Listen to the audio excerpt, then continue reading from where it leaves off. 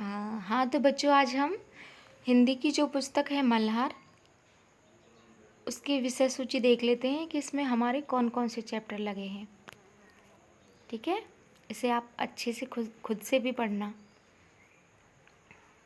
तो देखो, ये मल्हार कक्षा 6 के लिए हिंदी की पाठ्य पुस्तक है।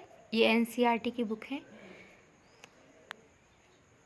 एनसीईआरटी की जो फुल फॉर्म है वो ये है, राष्ट्रीय शैक्षिक अनुसंधान और प्रशिक्षण परिषद, यानी कि national council of educational research and training. इसे एक बार फिर से ठीक से पढ़ लो। National council of educational research and training. देखो, national council of educational research and training, और हिंदी में से कहते हैं राष्ट्रीय शैक्षिक अनुसंधान और प्रशिक्षण परिषद। इसे पढ़ना बहुत ज़रूरी होता है। इससे हमें हमारी बुक के बारे में, ये कहाँ से लिखी गई है, इस सब के बारे में पता चलता है। जी देखो, ये इतने काम की चीज़ नहीं है, लेकिन फिर भी देख लो। इसका जो प्रथम संस्करण है वो जून 2024, ज्येष्ठ 1946। पुनः मुद्रण इसका मार्च 2025, फागुन 1946।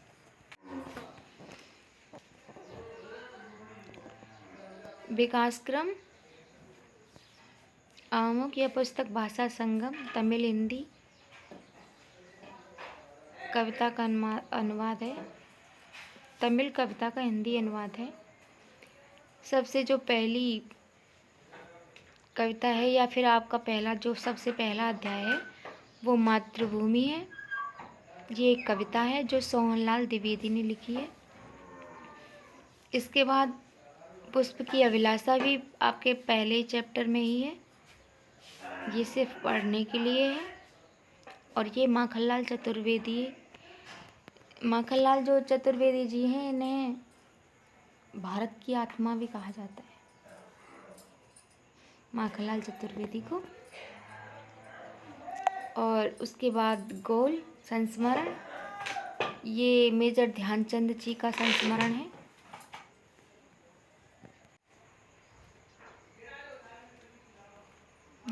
मानेंगे ना। एक दौड़ ऐसी भी, ये भी पढ़ने के लिए है। ये मेजर ध्यानचंद जी ने लिखा है।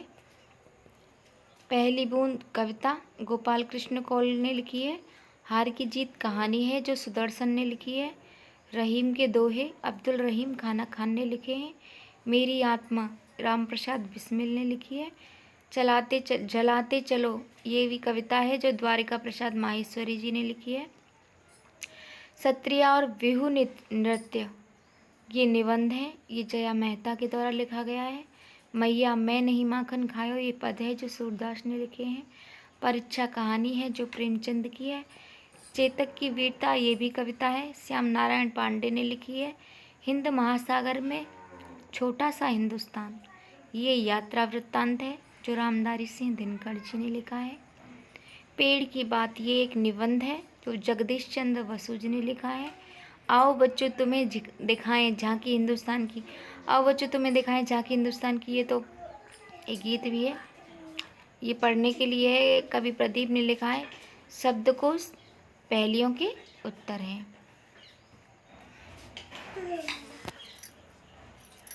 भाषा संगम भारतवर्ष। अखिल विश्व में अतुलनीय उत्कर्ष हमारा भारतवर्ष।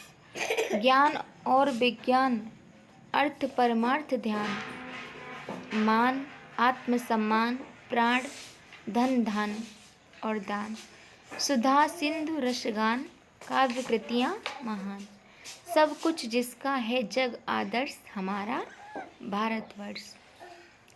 अखिल विश्व में अतुलनीय उत्कर्ष हमारा भारतवर्ष। शुभ्रहम भारती तमिल कविता का हिंदी अनुवाद है ये। बस आज हमने बस इसकी उसको देखा है, विषय सूची को, कि कौन कौन सी कहानियाँ इसमें लगी हुई हैं। आगे कल से हम इसके अध्यायों का अध्ययन शुरू करेंगे।